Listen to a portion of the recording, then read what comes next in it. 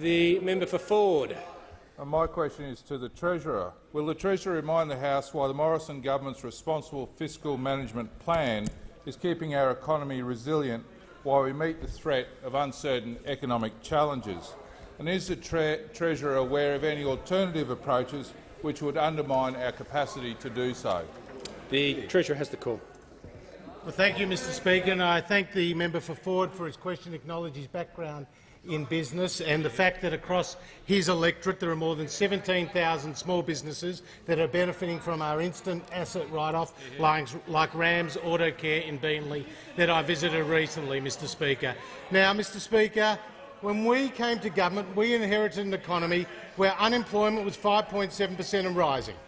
Investment was falling and the budget was deep in the red with a deficit of $48.5 billion. Mr Speaker, that was around 5 years after the GFC and the Labor Party had enjoyed iron ore prices at around $180 a tonne, or more than twice of where they are today. In contrast, Mr Speaker, since we've come to government, we've helped create more than 1.5 million new jobs, legislated more than $300 billion of tax cuts and delivered the first balanced budget in 11 years, Mr Speaker. And that has helped. That has helped build the resilience of the Australian economy. That has helped build the resilience of the Australian economy to respond to drought, to respond to trade tensions between China and the US, to deal with the fires, Mr Speaker, and also with the coronavirus. But I'm asked, Mr Speaker, are there any alternative approaches, Mr Speaker? Well, yesterday we heard that the member for Rankin's alternative to a balanced budget was a well-being budget, Mr Speaker. Now, I want you to picture this. I want you to picture this alternative. The member for Rankin is about to deliver his first well-being budget.